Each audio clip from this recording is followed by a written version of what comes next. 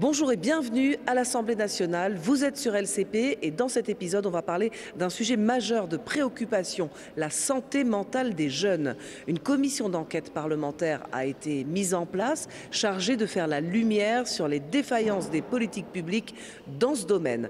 Alors cette commission poursuit ses auditions. Ce mercredi 1er octobre, elle entend Miel Abitbol, une jeune influenceuse de 17 ans qui a elle-même été harcelée et victime de violences. Elle est venue témoigner, accompagnée de son père. Vous allez l'entendre, c'est assez poignant. La séance est ouverte. À tout à l'heure. Bonjour à tous, mesdames, messieurs, chers collègues. Nous poursuivons nos auditions de la commission d'enquête sur les défaillances des politiques publiques de prise en charge de la santé mentale et du handicap et sur les coûts de ces défaillances pour la société.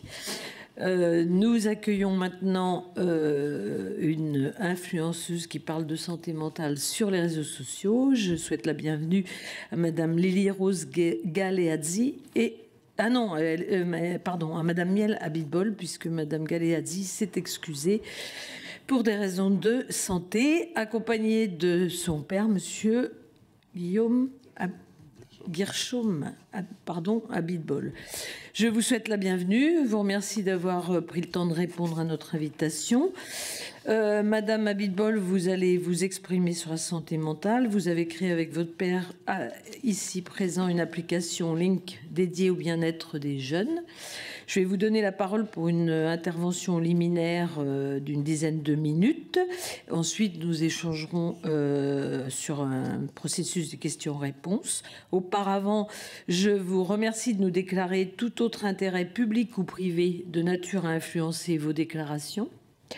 Et je vous rappelle que l'article 6 de l'ordonnance du 17 novembre 1958 relative au fonctionnement des assemblées parlementaires impose aux personnes auditionnées par une commission d'enquête de prêter serment, de dire la vérité, toute la vérité, rien que la vérité. Je vous invite donc à lever la main droite et à dire « je le jure ».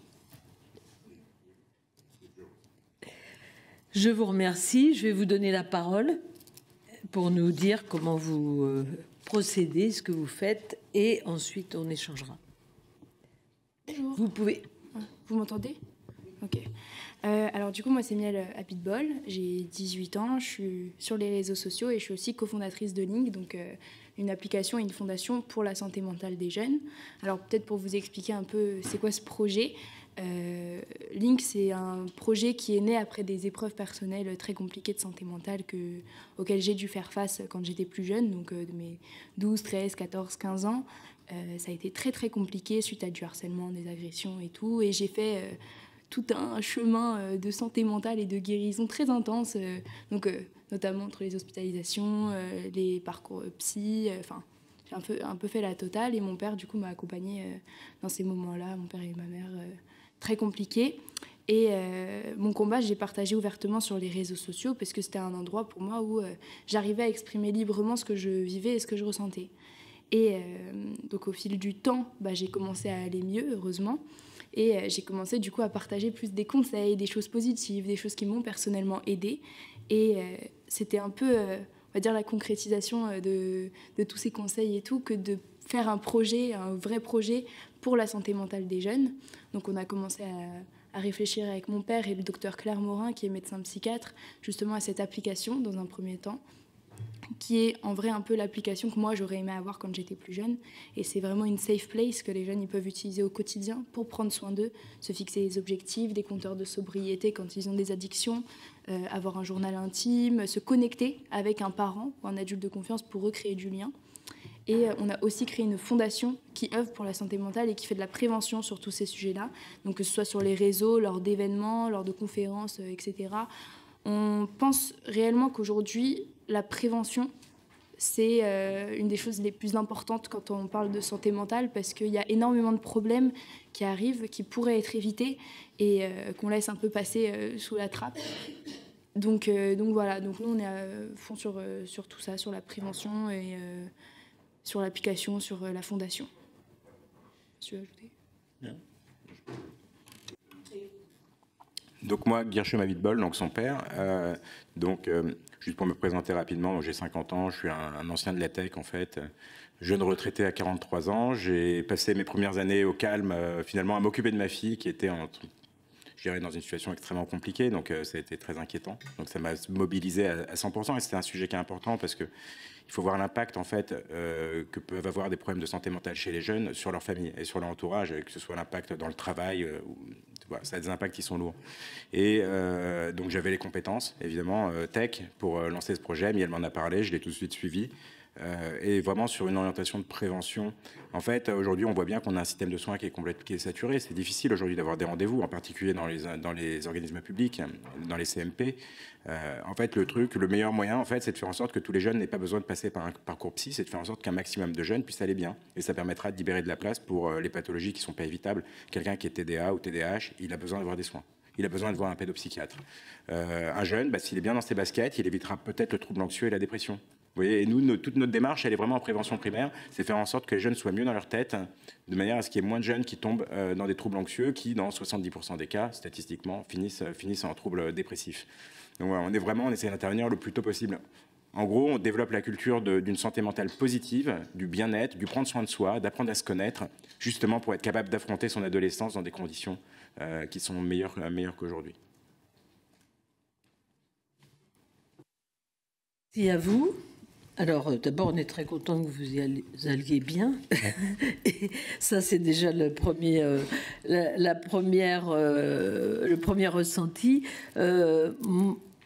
Si je comprends bien, vous êtes passé du statut de personne ayant besoin de soins à une personne qui en est au conseil à d'autres personnes. Donc, quel contenu vous utilisez pour transmettre ça? À quel public vous vous adressez?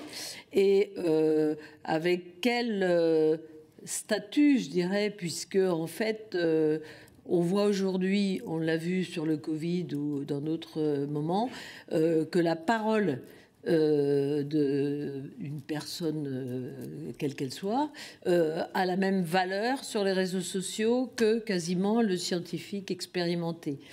Donc, vous avez en charge une part de conseil important. Donc, ça a un impact sur les personnes qui vous écoutent. Donc, quel est je dirais, là d'où vous parlez et du contenu dont vous parlez, qui peut être à la fois un conseil, mais qui pourrait des fois être adapté ou moins adapté? Alors écoutez, comme je vous l'ai dit avant, dans ce projet, on n'est pas que tous les deux. On travaille aussi avec le docteur Claire Morin, qui est cofondatrice de Link, donc qui est médecin psychiatre.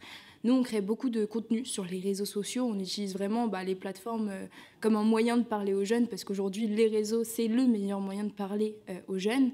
Et nous, c'est vraiment eux qu'on cible aujourd'hui. Donc, on travaille aussi beaucoup avec des créateurs de contenu sur les réseaux sociaux qui ont des grosses communautés et qui, du coup, leur voix porte plus que... je sais pas, une personne un peu plus lambda, on va dire.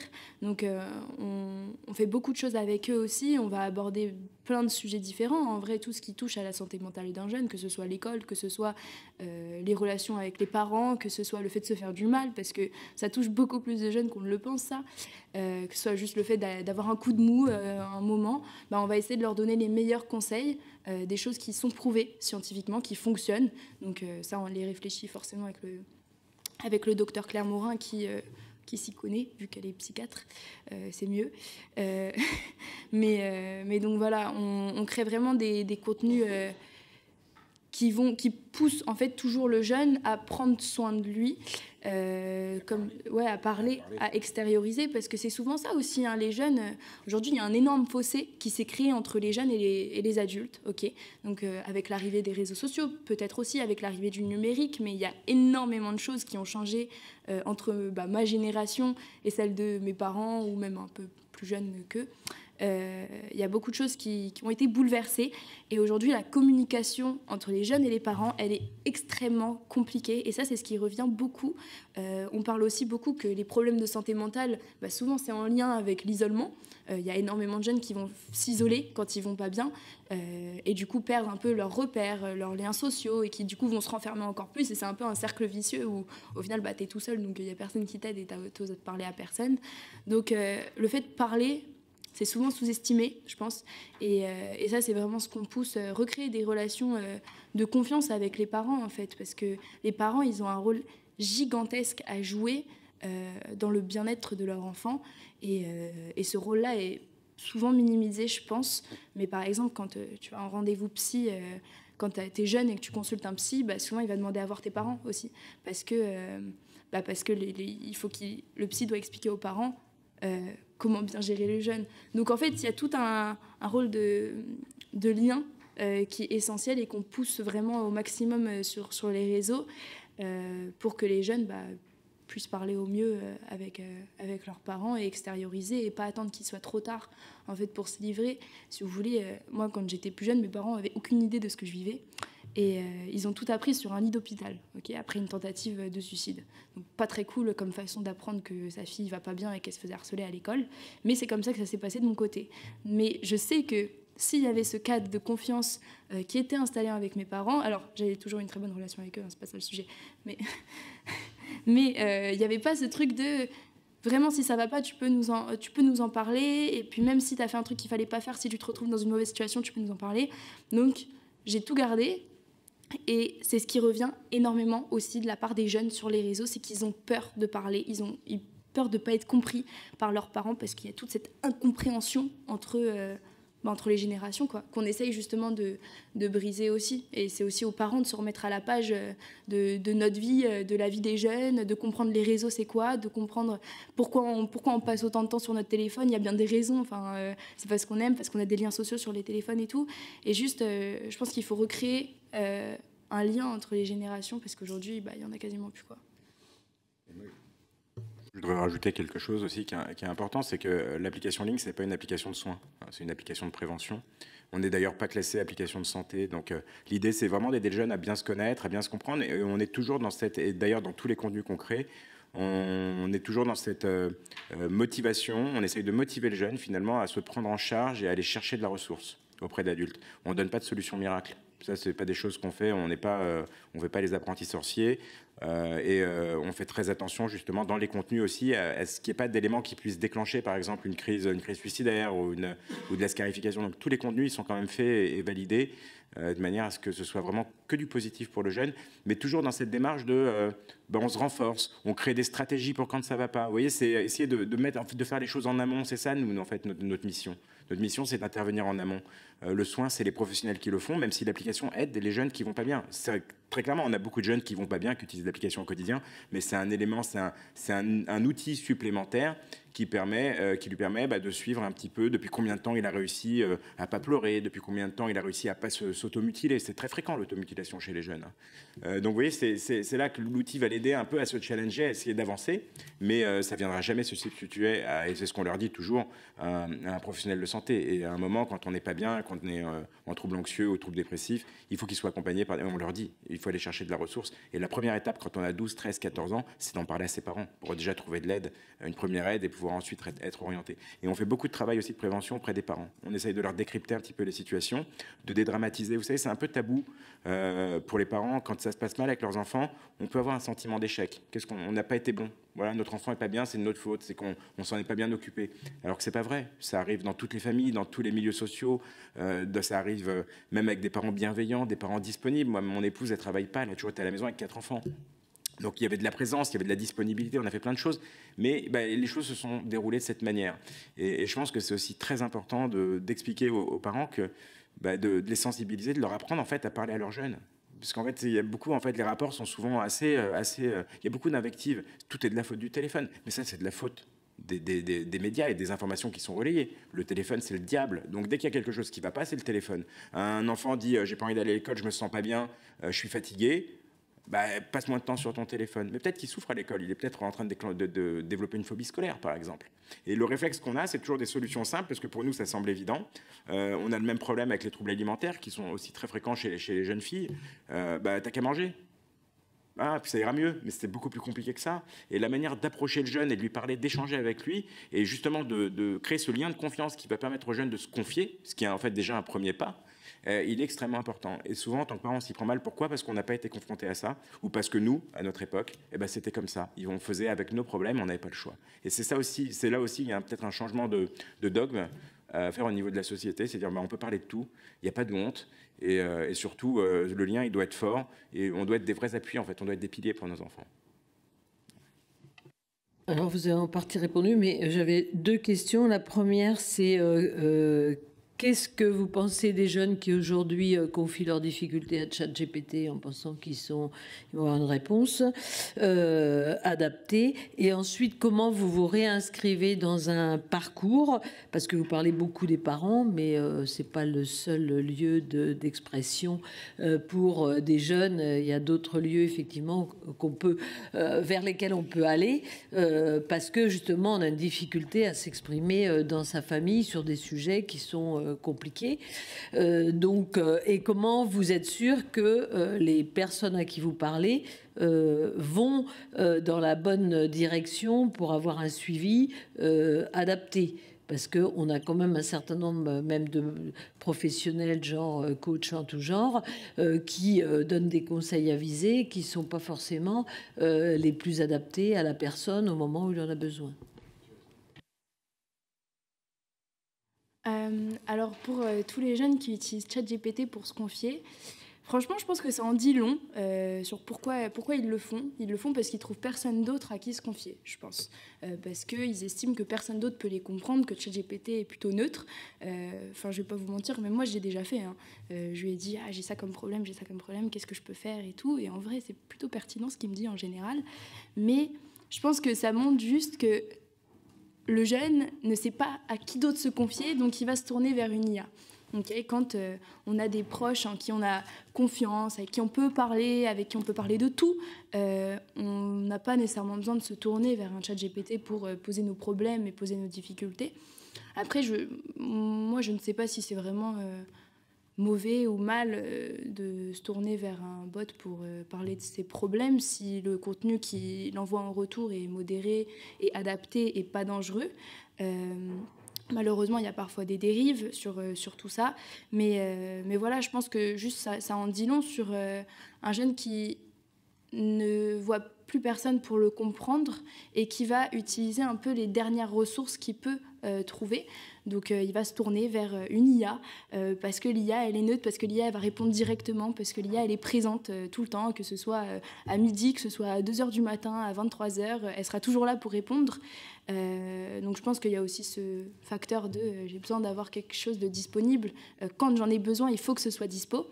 Et puis voilà, ouais, je pense que ça en dit surtout long sur le fait qu'un jeune ne va pas se sentir compris par d'autres personnes et qui du coup va se tourner vers l'IA ou il a peut-être aussi peur ou honte de dire ce qu'il ressent parce qu'il croit qu'il est ouf, parce qu'il croit que c'est le seul à ressentir ça et tout, alors que pas du tout, hein. Il y a énormément de jeunes qui vont ressentir la même chose, mais juste vu que personne n'en parle, ils ne le savent pas. Mais voilà, je pense que c'est surtout sur ces points-là qu'un jeune va plus se tourner vers un ChatGPT pour parler de ses problèmes, c'est qu'il va se trouver du soutien direct rapidement parce qu'il en a besoin à ce moment-là précis. Et juste un petit point là-dessus, le simple fait d'écrire son problème, ça lui fait du bien. C'est-à-dire le fait d'extérioriser, de poser d'écrire ce qu'on ressent. Et nous on le voit parce qu'on reçoit des centaines de messages tous les jours sur Link de jeunes qui nous écrivent. Et nous toujours on essaye d'avoir une réponse quand même. On répond à tous les messages systématiquement. Toujours en les encourageant, en les motivant, en se prenant en charge. Et c'est pas forcément des jeunes qui vont pas bien, hein. C'est des jeunes qui vont bien, mais qui se posent des questions, parce qu'ils ont 12-13 ans, des questions un peu existentielles qu'ils n'osent pas poser à leurs parents. Et on leur répond avec beaucoup de bienveillance. Et ce qu'ils nous disent en général à chaque fois, c'est que le simple fait qu'ils l'écrivent, le simple fait qu'on leur réponde, qu'on leur dise même un mot, ça leur fait du bien en fait, parce qu'ils se sentent en fait écoutés, ils se sentent entendus. Voilà. Et c'est vraiment ça en fait, peut-être pour ça que les jeunes l'utilisent. Je pense que c'est une manière, et c'est ce qu'on a d'ailleurs dans Link, on a un journal intime, les jeunes l'utilisent beaucoup, ils écrivent, ils extériorisent en fait tout ce qu'ils ressentent. Et ça c'est important de pouvoir ressortir tout ce qu'on a en soi, même sans même attendre nécessairement de réponse. Pour répondre à votre question sur l'orientation, sur les parcours de soins, encore une fois, nous on intervient en amont.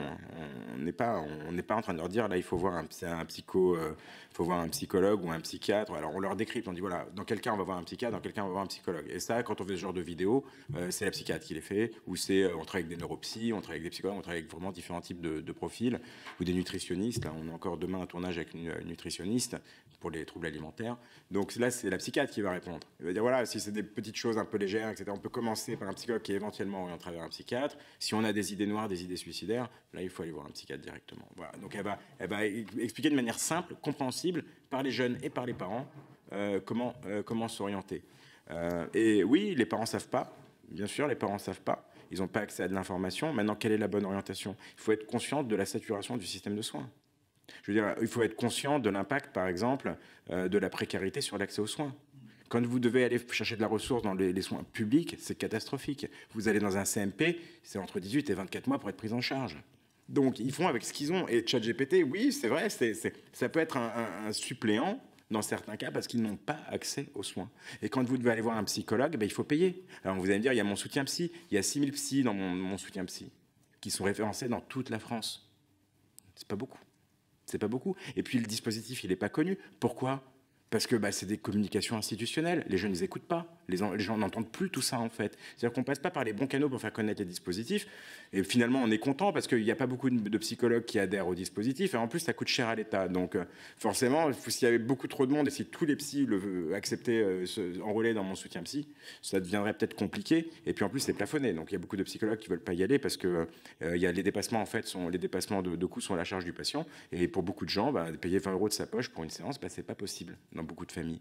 Donc du coup, ils se tournent vers les solutions qu'ils ont, en fait. C'est-à-dire qu'on fait avec les moyens qu'on a. Et c'est pour ça, encore une fois, que nous, on dit, il faut faire en sorte qu'il y ait moins de jeunes qui se sentent mal. Voilà, il faut faire en sorte qu'il y ait plus de jeunes qui soient bien dans leur basket. Et il faut comprendre quelle est la source profonde du mal-être de la jeunesse, qui existe depuis longtemps, qui n'existe pas depuis les réseaux sociaux. Elle existe depuis longtemps, cette source de mal-être. Les réseaux, ça a été un amplificateur, ça a permis peut-être de mettre en lumière certaines choses. Mais regardez l'état des adultes aujourd'hui, les gens de notre génération. Regardez dans quel état ils sont. Vous ne croyez pas que c'est des jeunes qui n'ont pas été soignés?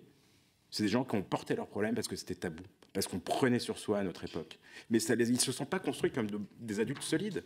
Ils ont porté toutes leurs difficultés jusqu'à l'âge adulte. Et aujourd'hui, on les trouve en burn-out, on les trouve en dépression. Regardez l'état global de la santé mentale en France. Il n'y a pas que chez les jeunes que ça ne va pas. Et nos jeunes, justement, ils ne veulent pas vivre ça. Ils aspirent à une vie qui est meilleure. Est-ce qu'on peut leur reprocher? Non, ils ont raison. Et nous, on doit les écouter et leur tendre la main si on veut que ces jeunes, demain, soient des adultes solides.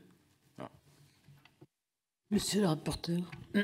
Merci beaucoup, Madame la Présidente, chers collègues. Déjà, je voulais vous remercier parce que moi, j'ai été très touché par votre témoignage. J'imagine que c'est une épreuve en tant que parent qui est extrêmement difficile quand on va récupérer sa fille sur un lit d'hôpital après une tentative de suicide. C'est des récits qui sont extrêmement intenses humainement et le fait que vous en parliez et que vous ayez cette résonance-là, je pense que c'est utile. C'est ce qu'on appelle de façon un peu technique la pérédance. C'est en gros, vous n'avez pas cette vocation, mais c'est un peu un rôle modèle.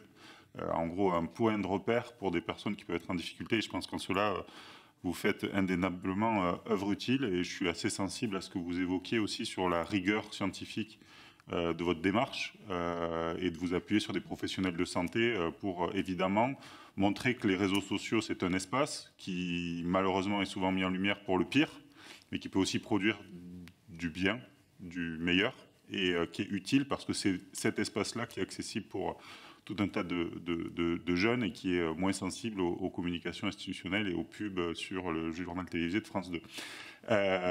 Donc, pour en revenir, parce que c'est quand même très intéressant d'avoir votre avis, évidemment, cette commission d'enquête, elle flèche beaucoup la question de la prévention. On est sur une logique de coût évité, de meilleure allocation des ressources. Vous l'avez dit, des jeunes qui peuvent être en bonne santé mentale parce que ils ont cette prise en charge précoce, cet accompagnement rapide, c'est potentiellement de l'hospitalisation qui est évitée à la fin. Donc c'est aussi une question de bonne gestion des deniers publics, évidemment une dimension humaine qui est très forte. Moi, j'aimerais avoir déjà une petite explication sur le modèle économique de votre projet Link, parce que vous en parlez beaucoup, donc j'aimerais savoir en fait comment ça s'organise, parce que le développement d'une telle plateforme, ça coûte de l'argent. Faire des vidéos, des montages, ça coûte de l'argent, donc quel est le modèle économique derrière?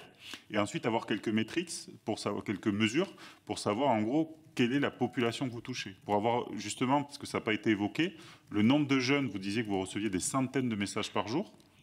Donc est-ce que cet espace-là doit être repensé, peut-être en lien avec des gens qui animent des communautés, plutôt qu'avec un investissement de l'institution par elle-même, qui créerait des freins, je pense, pour essayer de toucher aussi de nouveaux publics de façon plus précoce. Donc ça, est-ce que c'est quelque chose que vous réfléchissez, des partenariats avec l'institutionnel? On devait recevoir, vous avez parlé des troubles du comportement alimentaire, une autre personne qui travaille sur ces sujets-là, d'autres personnes qui travaillent aussi dans le champ du handicap pour expliquer ce que c'est d'avoir un frère avec des troubles du spectre autistique. Je crois que la démonstration par la preuve, le côté vie réelle, très concret, a un impact majeur.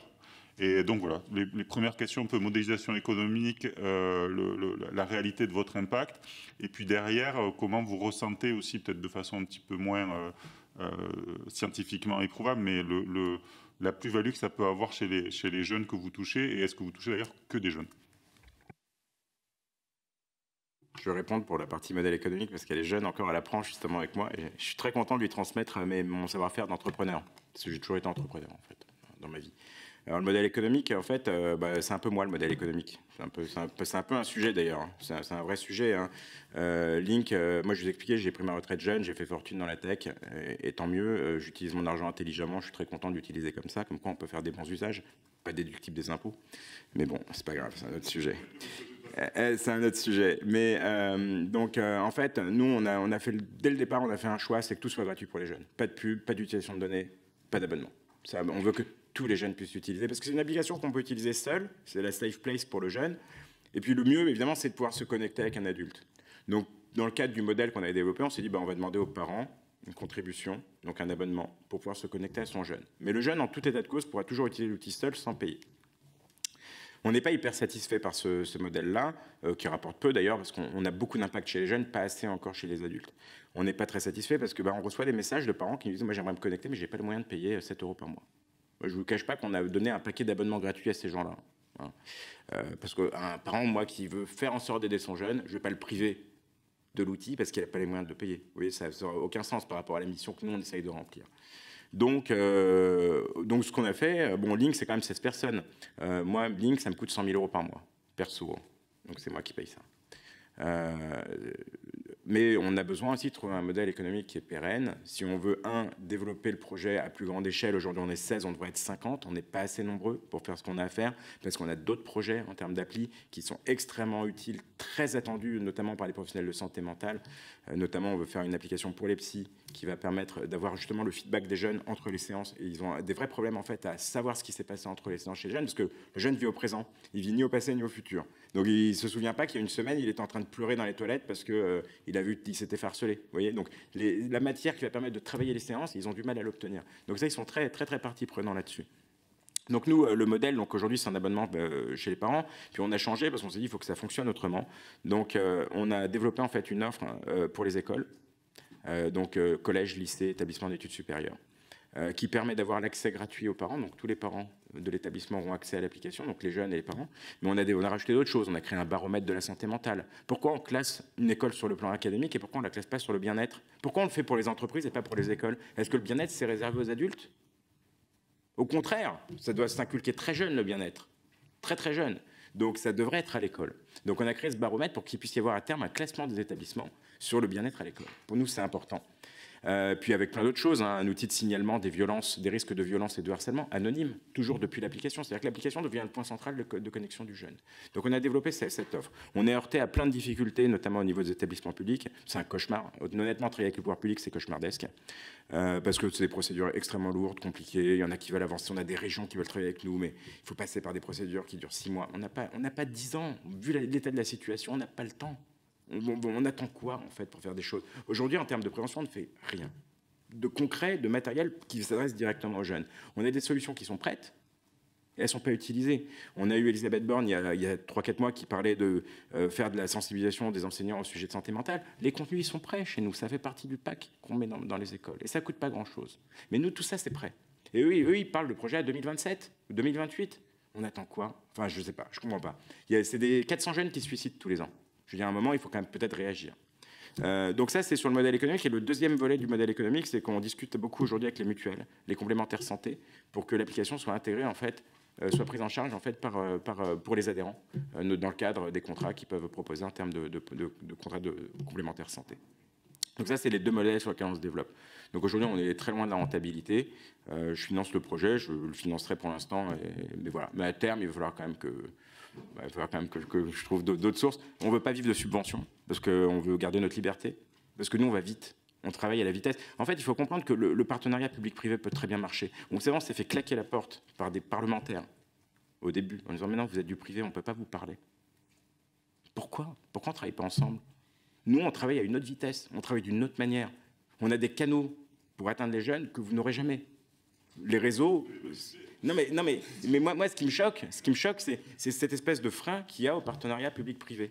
Et on voit, nous, la difficulté qu'on a parce qu'on est privé, et on voit les portes que ça nous ferme. Et c'est dommage, parce que c'est pas... Enfin, le but, c'est l'intérêt ultime, c'est l'intérêt du jeune. C'est ça, en fait, notre préoccupation, qu'on doit tous avoir. Donc ça, c'était pour répondre à votre question sur le modèle économique. Et votre deuxième question, c'était sur les métriques. Tu peux donner les chiffres? Juste avant, oui. Je voulais, par rapport au modèle économique, si je comprends bien, c'est les parents qui s'abonnent. C'est ça. Donc vous avez un système quand même de fidélisation, oui, par rapport à un abonnement. C'est pas forcément que ponctuel, c'est-à-dire qu'en fait, on rentre dans un circuit beaucoup plus long. Parce qu'il y a un service permanent. Oui. Deuxième chose, c'est que vous faites un baromètre de la santé mentale, vous faites un dépôt de signalement. Est-ce que vous avez conscience que c'est des choses qui existent déjà ailleurs? Quel lien vous faites avec les secteurs qui font ce recensement des signalements et qui font ce baromètre de santé mentale? Parce que si chacun fait le sien, on va avoir un peu de mal à coordonner nos actions. Il n'y a pas de baromètre de santé mentale dans les établissements scolaires. Par établissement, mais au niveau ça n'existe national, pas. Non, mais oui, mais au niveau national, c'est pas ça qui est important. C'est que l'idée, c'est que l'établissement puisse mettre en place des actions, parce qu'on a aussi un comité bien-être qui est créé dans le cadre du projet au sein de l'établissement. C'est que l'établissement puisse voir si ça s'améliore, si ça se dégrade, et qu'il puisse discuter d'actions. Et nous, on leur propose différents plans d'action de prévention. C'est que l'établissement en fait, puisse réagir en fonction de l'amélioration, de la dégradation du baromètre santé mentale au sein de l'établissement. Et pour répondre à votre autre question, nous, on propose de s'intégrer avec le programme phare.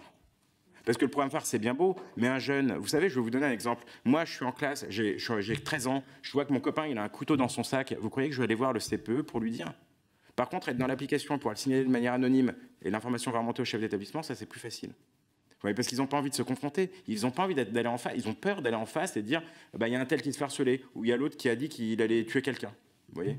Et bah, typiquement, le fait de leur mettre à disposition un outil anonyme de signalement, ça facilite les choses. Alors oui, il y aura quelques dérives, des gens qui signaleront des faits qui ne sont pas vrais, au début, probablement, mais si on évite des drames, bah, ce sera quand même une bonne chose. Le bilan sera plutôt positif. Tu réponds pour les chiffres de la prise? Pardon.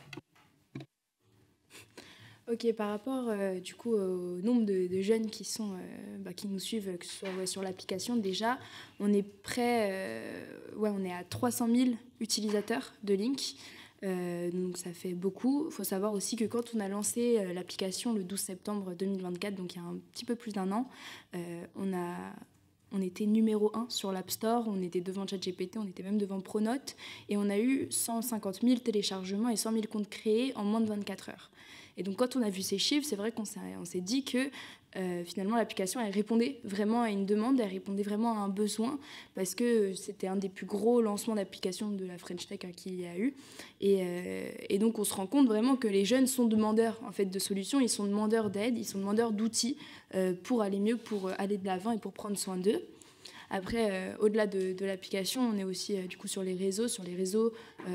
Toute communauté confondue, cumulée, on est à plus de 500 000 abonnés, donc TikTok, Insta, YouTube, qui suivent nos contenus, qui suivent nos vidéos au quotidien, qu'on va publier, et voilà. Ouais, les chiffres principaux, en vrai, hein. Ça fait du monde, mais ça montre si ça fonctionne autant, alors que parler de santé mentale, quand même, sur les réseaux et tout, c'est pas évident, hein. franchement, c'est un sujet qui repousse un peu, qui fait pas le buzz en tout cas. Donc si on arrive à toucher autant de gens quand même, et puis même moi sur mes propres réseaux, je suis à plus de 2 millions sur TikTok et 800 000 presque sur Insta, donc ça fait quand même du monde aussi. Donc ça montre que ça fonctionne, et en fait ça montre qu'on touche les bons jeunes. C'est les jeunes qui nous suivent, ils en ont besoin en fait de tout ça. Merci beaucoup. Alors juste pour vous donner un peu d'espoir, Pronote, c'est privé en fait. Hein. Donc vous voyez, on peut avoir un gros impact et une grosse acculturation de l'éducation nationale, mais c'est vrai que c'est pas facile. Ça réinterroge des modèles. Ça veut dire aussi qu'il faut peut-être concéder une part de liberté, parce que vous disiez que vous voulez rester libre. Mais en tout cas, nous, ce qui nous guide dans ces travaux-là, c'est aussi d'investir des champs qui sont peut-être un peu à part enfin, à côté de nos segments de réflexion classiques, et avoir conscience que pour toucher des jeunes et essayer d'être dans la prévention, il faut investir des espaces comme les réseaux sociaux qui sont peut-être un peu plus difficiles à appréhender pour les pouvoirs publics. Après, la question du classement de la santé mentale des établissements, ça pose aussi des enjeux véritables c'est des difficultés qui peuvent aussi être relevées parce qu'on n'a pas cette culture-là, contrairement aux pays anglo-saxons. En Angleterre, vous avez des classements entre les établissements. En France, on a des indices de position sociale, mais on n'a pas véritablement ces éléments-là. Donc, c'est des choses qui doivent être travaillées, réfléchies, régulées, avec les acteurs publics aussi, qui ont leur rigidité, mais aussi parfois leur plus-value. Donc, voilà. En tout cas, moi, je serais ravi qu'on puisse explorer ce champ-là. Et c'est vrai que la plus-value d'arriver à investir, c'est pour ça qu'on avait invité plusieurs des gens qui travaillent un peu dans des segments différents. C'était comment on fait pour toucher ces jeunes-là et ces familles-là qui ont peut-être plus de difficultés, soit parce que les délais de prise en charge sont très longs, vous avez parlé des délais dans les CMP, ou même des carences dans certains secteurs de psychologues. On parle beaucoup de l'intelligence artificielle en santé mentale. Aujourd'hui, c'est un peu la nouvelle frontière. Parfois, il y a des outils qui existent, qui ont montré leur robustesse, qui doivent être interrogés. Nous, on n'est pas là pour faire la promotion de votre projet, mais en tout cas, moi, je suis sensible à ce que vous avez réussi à apporter, à l'écho qu'il y a eu dans... être devant ChatGPT sur les téléchargements d'applications, ça a dû quand même un peu vous surprendre quand c'est arrivé, même si vous aviez un espoir, mais c'était pas mal quand même. Je laisse... Donc, on va passer la parole à la salle. Je propose qu'on pose des questions à suivre et puis que vous puissiez répondre. Madame Jourdain. Oui, merci. Merci pour votre témoignage. Alors, je voudrais juste vous poser 2 questions. D'abord, comment vous faites face donc à des réseaux sociaux qui prônent des comportements et attitudes problématiques? Je pense, enfin, on a un collègue notamment qui a fait une mission d'information sur les réseaux sociaux et l'incidence sur la santé psychique. Hein. Donc, voilà, comment vous réagissez par rapport à ces réseaux sociaux? Ils ont fait aussi des préconisations. Est-ce que vous avez une réponse, enfin du moins, quel est votre avis par rapport à ces préconisations?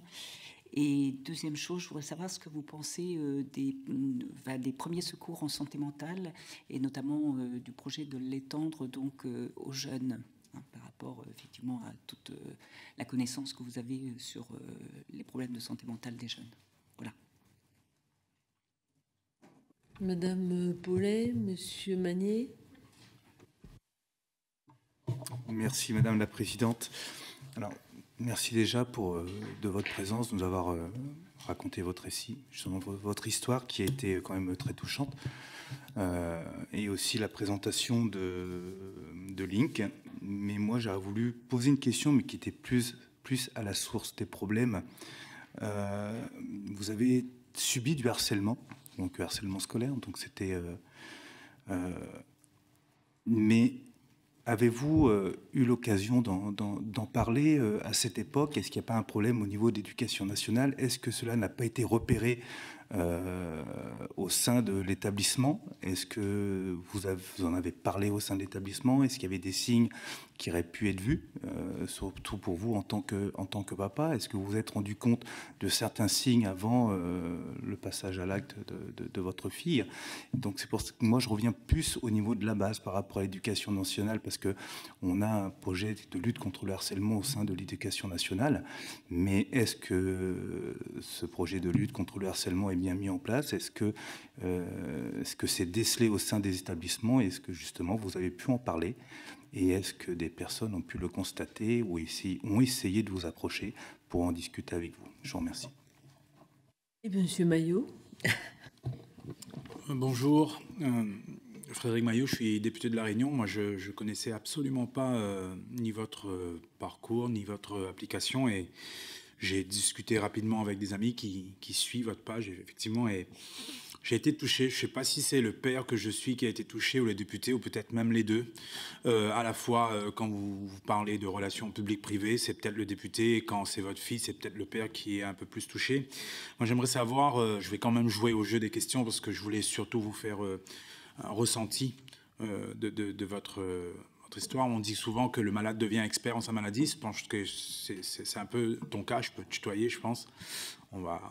Et je voulais savoir, est-ce que vous avez un lien avec le représentant de Meta en France, qui quand même génère, je crois qu'Instagram est le réseau préféré des jeunes Français. Est-ce que il y a peut-être un lien, et nous, je pense que nous, on va en parler de cette application. On va militer pour que cette application, il y ait ce lien entre public-privé, mais entre privé et privé, c'est-à-dire entre le groupe Meta et vous.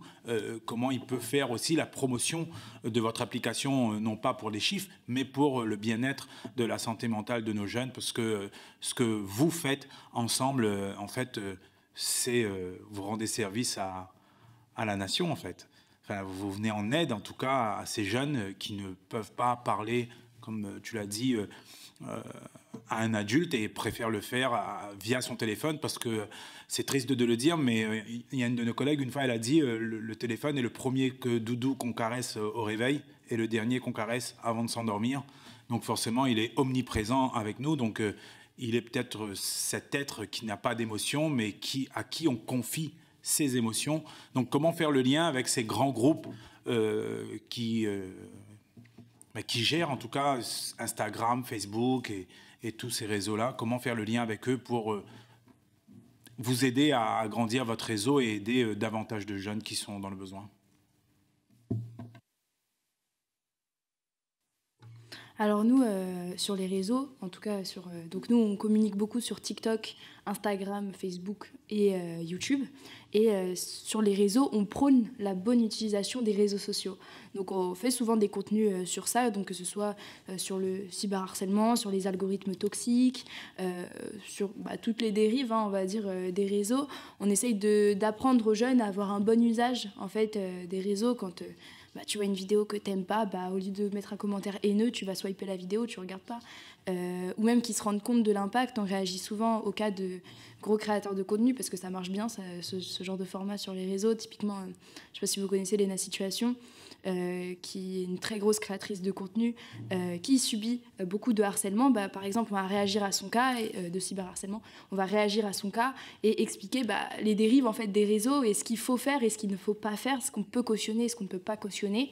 Donc nous, on passe surtout des messages de bon usage. En fait, on explique aux jeunes comment faire bon usage des réseaux, qu'à partir d'une certaine heure, faut bien couper un peu les réseaux, et que vaut mieux aller se coucher, couper un peu plus tôt, genre 1 heure avant d'aller dormir.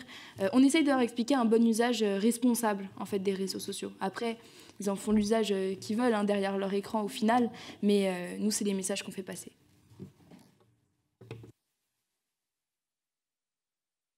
Je peux vous répondre, c'est très bien ce qu'ils veulent faire, de développer, d'avoir des élèves un peu référents. Nous, on avait créé un programme d'ambassadeurs. Alors, il était sous-marin. On n'avait pas d'agrément de l'éducation nationale. On avait 2500 personnes qui nous représentaient dans les écoles en sous-marin. C'est pas mal quand même. Et parce qu'on n'a pas le temps, parce qu'il y a un agrément de l'éducation nationale, ça prend 5 ans à avoir. Ça prend 5 ans. Mais vraiment, c'est un cauchemar. Je vous assure que c'est un cauchemar de bosser avec eux. Un cauchemar. Donc, on l'a fait en sous-marin. Mais ils menaient des actions dans l'établissement avec ou sans l'accord du chef d'établissement. Parce que nous, on n'attend pas pour agir, voilà, tout simplement. Et ces jeunes, alors, qu'il y ait des formations au premier secours en santé mentale, c'est une bonne chose, mais ça suppose qu'on soigne. Vous voyez, ça veut dire qu'on va repérer des jeunes qui ne sont pas bien. C'est qu'on a déjà tout raté. Nous, ce qu'on veut, c'est que les jeunes, ils restent bien. Donc c'est très bien qu'il y en ait, mais en fait, on est en train de dire, finalement, on va laisser l'hémorragie couler, on va essayer de soigner au fur et à mesure. Qu'est-ce qu'on peut faire d'autre pour faire en sorte que les jeunes soient mieux. Et ça répond aussi à la question du harcèlement que vous venez de poser, monsieur le député à côté. Je ne sais pas votre nom, désolé. Mais ça répond aussi à cette question-là. Qu'est-ce qu'on change pour que les jeunes soient mieux? Un jeune qui est bien dans ses baskets, est-ce que vous croyez qu'il va harceler? Un jeune qui est bien dans sa tête, il ne harcèle pas. C'est pas vrai. On ne devient pas harceleur gratuitement, ou alors c'est qu'on ne s'en rend pas compte. Ou alors c'est qu'on ne se rend pas compte en fait que ce qu'on fait, c'est du harcèlement. Donc nous, l'idée, c'est vraiment, et d'ailleurs, moi je vous invite à lire, il y a un livre, on a publié un livre blanc, qu'on a d'ailleurs remis au président de la République. On en a beaucoup discuté d'ailleurs avec ses conseillers. On a remis un livre blanc avec des mesures, que ce soit à l'école, que ce soit sur les réseaux sociaux, la création d'un code des usages numériques. On travaillait avec un député ici, il a été dissous avec la dissolution. Il a perdu son poste en fait avec la dissolution, mais on voulait monter un groupe de travail à l'Assemblée pour créer un code des usages numériques, pour que justement on régulait un petit peu ces réseaux pour les très jeunes, avec des sanctions éducatives. Pas évidemment, on ne parle pas de sanctions pénales, on parle d'interdiction d'utiliser les écrans pendant 15 jours, mais une sanction officielle, parce que le jeune il a insulté sur les réseaux. Vous savez, on met un peu tout sur les réseaux. N'oubliez pas, une chose c'est que le premier vecteur de cyberharcèlement, c'est ni TikTok, ni Instagram, ni YouTube, c'est WhatsApp. Et les parents, ils sont bien contents de filer WhatsApp à leurs enfants pour parler avec eux, pour savoir s'ils sont bien arrivés à l'école, etc. Donc presque 44% des cas de cyberharcèlement se font sur WhatsApp. Ça, c'est IA en France. C'est l'enquête IA en France d'il y a quelques mois, qui est assez récente. Donc l'idée, c'est l'école, la pression scolaire. 53% des jeunes considèrent que leur principale source de stress, c'est l'école. Ça, c'est l'enquête de la Fondation Ramsay Santé. Je le rappelle, on a fait la table ronde. Donc, plus gros facteur de stress des jeunes, l'école. Donc, on a proposé des choses pour l'école, sur les rythmes scolaires, mais aussi sur la création d'un cours d'engagement citoyen pour sensibiliser les jeunes, avec notamment une classe sur la partie santé mentale, où justement des personnes formées en santé mentale pourraient intervenir. Donc, c'est très bien, encore une fois, on va soigner. En fait, c'est comme si on disait aux gens, continuez à fumer, on va former plein de cardiologues. C'est pareil. C'est la même chose. Qu'est-ce qu'on peut faire en amont pour que les jeunes soient mieux et qu'on ait moins besoin de soigner? Même si, je trouve ça très bien, parce qu'on développe une culture de la santé mentale, mais il faut vraiment voir la santé mentale. Il n'y a pas la mauvaise santé mentale, il y a la bonne et la mauvaise. C'est-à-dire que souvent, quand on parle de santé mentale en France, on parle de mal-être. Non, on a tous une santé mentale, et elle peut être bonne, et pour qu'elle reste bonne, il faut en prendre soin. Et c'est ça qu'on dit aux jeunes tous les jours. Peut-être répondre sur la question sur les méta. Méta, on les connaît, hein. On était avec eux la semaine dernière. On est en train même de parler avec eux, on essaye d'organiser avec eux un événement pour le 6 novembre, pour la journée nationale de lutte contre le harcèlement scolaire. Parce que du coup, ils financent plus facilement ce genre d'événement, parce que les événements, ça coûte cher. Ça, je peux vous dire. Pourtant, c'est important, parce qu'on en a fait un la semaine dernière. On vous aurait volontiers invité. On a eu des députés qui sont venus, d'ailleurs. On a eu Emmanuel Grégoire qui est venu, on a eu Graziella Melchior, c'est ça, qui est venu. On a eu quelques députés qui sont venus. Thibault de Saint-Paul, délégué interministériel à la jeunesse, qui est venu. On avait quand même 250 influenceurs qui venaient soutenir notre démarche en santé mentale. C'est là qu'on touche les jeunes. C'est par là, c'est le seul moyen de les toucher. Oui, allez-y. Alors, j'ai une question qui est venue, c'est plus pour votre fille, du coup. Est-ce que tu ne penses pas que le problème, c'est pas les réseaux, parce que toi, tu es sur les réseaux et tu fais des actions positives. Est-ce que c'est pas l'algorithme, en fait, qui accélère ou qui favorise, par exemple, la morosité chez les jeunes? Moi, j'ai lu que quand on commence à regarder des vidéos qui sont plutôt sombres, plutôt moroses, et que l'algorithme va amplifier cela. Et du coup, peut-être penser que, en travaillant avec Meta, justement, ce que c'est à ça je faisais allusion, et la question est venue après, mais que Meta pourrait prévenir les parents, trouver une technique, parce que voilà, on est dans le développement de la technologie, de prévenir aux parents que cette semaine ou aujourd'hui, votre enfant a regardé une application qui dit que votre enfant a regardé tant de vidéos à contenance un peu morose, ou en tout cas qui ne favorise pas le bien-être de la santé mentale. Est-ce que tu penses que le problème de fond n'est pas justement d'enchaîner des vidéos où l'algorithme, c'est l'algorithme qui envoie aux jeunes? Je ne sais pas si ma question est claire, je suis désolé si ça l'est pas. Nous, justement, les réseaux sociaux, c'est forcément un sujet qui revient énormément. Et il y a notamment eu tout le débat et toute la com autour d'interdire les réseaux aux moins de 15 ans, le couvre-feu numérique, etc. Nous, on est contre ce genre de solution parce qu'on est persuadé que l'interdiction ne réglera pas les problèmes. Moi, je suis persuadée que ça mettra un peu la poussière sous le tapis et c'est un peu la solution facile, étant donné qu'on remet un peu toute la faute de la mauvaise santé mentale des jeunes sur les réseaux sociaux, alors que forcément pour certains c'est un problème, que ça leur crée des problèmes, mais pour d'autres c'est vraiment hyper positif, notamment pour moi, notamment ce qu'on fait sur les réseaux, ça a des impacts super positifs sur les jeunes. Maintenant, les algorithmes toxiques, forcément, ça c'est un sujet qui est très complexe parce qu'ils sont horribles, ces algorithmes toxiques. J'en connais beaucoup et même moi, ça m'est arrivé. T'es pas bien à 21h, tu regardes une vidéo qui va parler de mal-être, de suicide, et TikTok va t'en pousser encore 10, 15, 20, 30 dans la soirée. Et donc forcément, c'est un peu un cercle vicieux qui va t'enfoncer encore plus. Et donc, c'est pour ça que la régulation des algorithmes toxiques, elle est essentielle aujourd'hui, parce que ça a des impacts hyper négatifs sur les jeunes et sur les utilisateurs même en général. Quand tu regardes toute la soirée des vidéos qui parlent de dépression, de mal-être et de suicide, forcément, tu vas pas t'en sortir très bien après. Mais donc voilà, la régulation des algorithmes toxiques, elle est essentielle. Maintenant, il y a aussi toute une part d'éducation qui est importante par rapport aux réseaux sociaux. Pourquoi est-ce qu'à l'école, on n'apprend pas l'usage du numérique? Pourquoi on ne nous apprend pas à être des utilisateurs responsables des réseaux sociaux, alors qu'aujourd'hui, ça fait partie de notre monde, ça fait partie du quotidien de chacun, surtout des jeunes. Notre vie, moi, ma vie est sur les réseaux. Je parle à tous mes potes sur les réseaux, donc... Si on n'apprend jamais aux jeunes à être des utilisateurs responsables, forcément, qui vont avoir des comportements sur les réseaux qui ne sont pas bons, il y aura des dérives, il y aura des mauvaises choses qui vont se faire. Parce qu'aujourd'hui, il y a quand même 67% des 8-10 ans qui sont déjà actifs sur les réseaux sociaux d'après e-enfance. C'est une réalité, en fait. On ne peut pas le nier. C'est qu'ils sont sur les réseaux sociaux. Aujourd'hui, c'est comme ça que c'est fait. C'est la réalité des choses.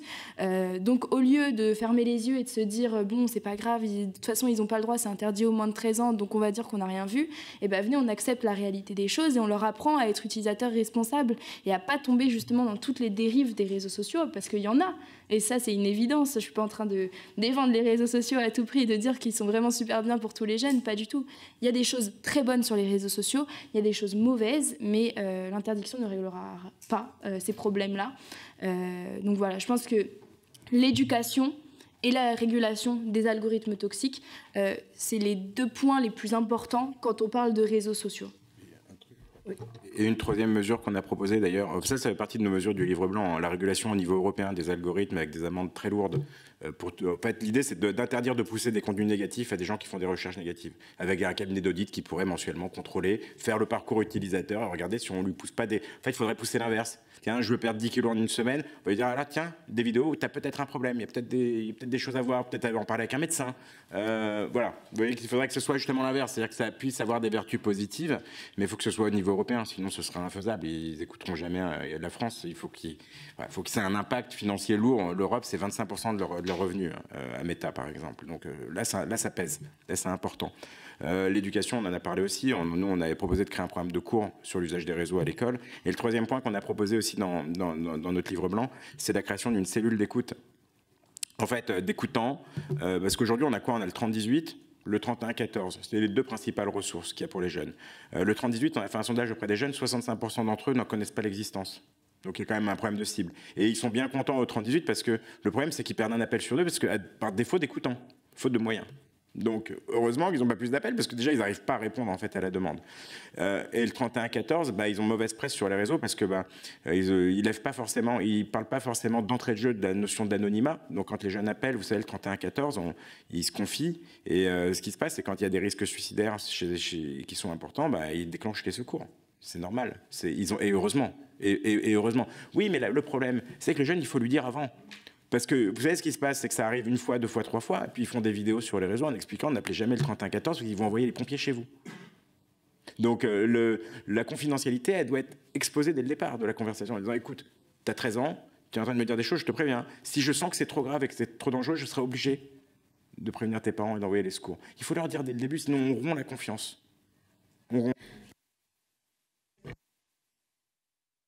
Ça se sait et ça fait le tour des réseaux. Donc cette cellule d'écoute qu'on veut faire, c'est en fait des écoutants type Nightline. Je sais pas, vous connaissez peut-être Nightline qui agit beaucoup auprès des étudiants, mais la plus adaptée aux plus jeunes. Mais une capsule qui englobe des écoutants au niveau national, qui reroute vers le 30-18 et le 31-14 quand il y a des risques liés au harcèlement ou des risques suicidaires. Et une capsule qui est gratuite, mise à disposition de toutes les applications. C'est-à-dire qu'on pourrait l'avoir dans Link, mais on pourrait l'avoir dans Duolingo, on pourrait l'avoir dans Revive, dans TikTok, dans Instagram. Et puis on clique et on a des gens à qui on peut parler. Et ça, ce serait génial, mais il faut que ce soit coordonné, il faut que ce soit globalisé, il faut que ce soit la même capsule, et il faut que ce soit gratuit. Ça, c'est du service public. Typiquement, c'est du soutien, en fait, aux personnes. J'avais une question sur le niveau d'âge. Est-ce que vous avez une idée des âges des gens qui vous interpellent? La première chose. En lien avec ça, effectivement, l'impact des réseaux sociaux sur les jeunes, on l'a quand même au travers d'un certain nombre de missions parlementaires ou d'études. On sait que malgré tout, ils vont sur les réseaux, WhatsApp, etc. Et le niveau d'âge, ça baisse avec un impact assez conséquent sur leur santé, parce qu'effectivement, à partir de là, il n'y a pas de tri sur les accès potentiels, que ce soit sur l'alimentation ou autre, ou la mise en place de photos. Et l'autre chose, c'est vous dites, c'est bien, il faut que les jeunes aillent bien. Alors, je suis d'accord avec vous, hein, je pense qu'il n'y a pas grand monde qui ne serait pas d'accord. Sauf que dans la vie réelle, il y a des problèmes familiaux, des problèmes sociaux, des problèmes financiers qui font qu'il y a des enfants qui ont plus de difficultés que d'autres et qu'il faut que ce soit effectivement repéré dans les lieux où ils sont. Et il y avait une question tout à l'heure sur le fait que, effectivement, dans les écoles, il y a une infirmière scolaire, il y a peut-être un psychologue, il y a peut-être quelqu'un qui a été formé à santé mentale, qui repère des choses. Et ce lien-là, comment il se fait qu'il passe pas toujours que par le numérique, même si le numérique peut être une aide? Et comment on se coordonne après? Parce que c'est vrai que si on multiplie, comme vous dites, là, les appels, eh ben, je pense qu'il y a des fois, on perd les gens entre deux appels, sur deux numéros différents. Moi, je veux juste vous répondre sur les jeunes qui vont pas bien. Et je veux dire, je pense qu'il y a quand même, aujourd'hui, on a 25% des jeunes, dernière statistique, d'ailleurs, elle est présentée tout à l'heure à la Mutualité française de l'Institut Montaigne, 25% des jeunes qui se disent en dépression. 25%. Comment? Qui se disent, qui se déclarent en dépression, en trouble dépressif. Trouble dépressif. Ah oui, mais c'est l'Institut Montaigne, elle est présentée cet après-midi, à 14h, j'y vais d'ailleurs. Et ce que je veux dire, c'est que il y a quand même des choses qu'on peut vraiment revoir. L'école, c'est un vrai facteur de mal-être aujourd'hui. C'est une machine à mal-être aujourd'hui, l'école. Telle qu'elle fonctionne aujourd'hui, l'école publique, et l'école, d'ailleurs, et les établissements privés également, mais le système, l'organisation du système scolaire aujourd'hui ne marche pas. Tout le monde, les rythmes scolaires pour les jeunes. Les jeunes sont fatigués. Les devoirs. Enfin, on leur demande de travailler. Nous, on dit, attention, les adultes, ménagez-vous, vous ne travaillez pas plus de 35 heures. Mais eux, ça ne dérange pas, par contre, de leur coller des heures et des heures de devoirs le week-end. Ils n'ont plus le temps, ils ont plus suffisamment de temps pour faire du sport, ils ont plus suffisamment de temps pour faire des activités culturelles, et ils ont juste plus suffisamment de temps pour se poser, ne rien faire. Et c'est important de rien faire. Et en fait, quand on parle de stress avec des professionnels, avec des psychiatres, avec des professionnels de santé, ils vont vous expliquer que le stress, c'est bien, c'est stimulant, mais il faut pouvoir le couper à un certain moment. C'est-à-dire qu'on a besoin d'avoir des moments de relâchement au niveau du stress. Donc rester à rien faire, ça fait du bien. Ça fait du bien, ça fait partie de la vie du jeune, le jeune de pouvoir se poser et rien faire. Donc il y a des choses quand même importantes qui peuvent être faites au niveau de l'école qui ne correspondent plus aujourd'hui au modèle. De toute façon, on le voit, les résultats sont de moins en moins bons, les jeunes sont de plus en plus fatigués, et si vous leur demandez ce qu'ils en pensent, enfin, ni les enseignants ni les élèves sont heureux aujourd'hui de l'école. Donc il y a une grosse réforme de l'école qui doit être faite. On le sait, personne n'ose s'y attaquer. Parce que c'est très compliqué, c'est tentaculaire, l'éducation nationale. C'est tentaculaire. Mais je pense que accepter le constat que les jeunes vont mal et c'est normal qu'ils aillent mal, moi non. Je pense qu'il y a beaucoup de choses qui peuvent être faites pour que, globalement, ils soient mieux dans leur basket et mieux dans leur peau, qu'ils soient mieux compris, que ce lien entre les générations refonctionne, qu'on rapproche les générations. Aujourd'hui, les générations ne se parlent plus. Je vais vous donner un autre exemple. Depuis le Covid, les parents n'investissent plus l'école. Moins qu'avant. On voit moins les parents dans les établissements scolaires. Même les réunions parents-prof se font en visio. C'est pas normal. Quand on est parent, moi j'en ai 4 des enfants, les réunions parents-prof, quand on va à l'école et tout, c'est vachement sympa. On va dans le lieu de vie de son jeune. C'est hyper important. Vous voyez, c'est ce genre de choses qu'il faut retrouver. C'est retrouver aussi cette coordination entre les parents et les enseignants. C'est des choses qui vont aussi aider. Mais il y a beaucoup de choses à faire, je pense, au niveau de l'école et qui aura un impact très très important sur les jeunes. Monsieur le rapporteur. Merci beaucoup. Juste pour replacer les choses à leur bon niveau, donc une nouvelle fois, nous on est vraiment dans une logique de coût évité, d'amélioration de l'accès au bon niveau d'accompagnement pour les jeunes. Vous avez un discours très critique sur l'école et je l'entends parfaitement, mais il faut avoir conscience en fait qu'on est dans des réflexions qui sont multiniveaux, multi-espaces, et que ces questions des réseaux sociaux que vous appréhendez parfaitement et qu'il faut qu'on investisse peut-être plus fortement, elles sont encore des espaces assez inconnus pour l'éducation nationale, qui sont appréhendés avec des lectures souvent un peu caricaturales. vous maîtrisez parfaitement ces enjeux-là, mais pour certains, c'est plus complexe. Je ne suis pas sûr qu'il y ait beaucoup de députés qui sachent exactement de quoi ils parlent quand ils parlent des algorithmes. Vous voyez? Donc, non, mais je pense... Et faire preuve... Ben, honnêtement, je pense que, enfin bon, on va pas faire un test à l'Assemblée nationale, mais je pense que c'est une notion théorique. Mais bon, bref, sur ces sujets-là, je pense qu'il faut, pour essayer de convaincre, en tout cas nous c'est le discours qu'on essaiera de porter, c'est de dire comment on a un impact. Et vraiment, votre plus-value, au-delà de la qualité des contenus, que je ne suis pas en capacité de pouvoir l'évaluer, c'est le fait que vous travaillez avec des professionnels de santé, que ce soit quelque chose qui soit vraiment réfléchi pour être qualitatif, c'est indispensable, mais c'est surtout l'impact que vous avez chez les plus jeunes. Après, quelle est la modélisation pour arriver à intégrer soit Pronote, soit les dispositifs de prévention du cyberharcèlement? Ça, il faudra un dialogue avec l'éducation nationale. Et pour avoir ce dialogue-là, moi, c'est une petite réflexion, il faut peut-être un peu polisser le discours, parce que même si le diagnostic, il peut être partagé à certains égards de carence, les professionnels qui sont dans l'éducation nationale, je défends un peu la communauté éducative aussi, il y a beaucoup de gens qui sont sur le terrain, qui essayent d'accompagner les jeunes, mais qui sont en difficulté pour le faire.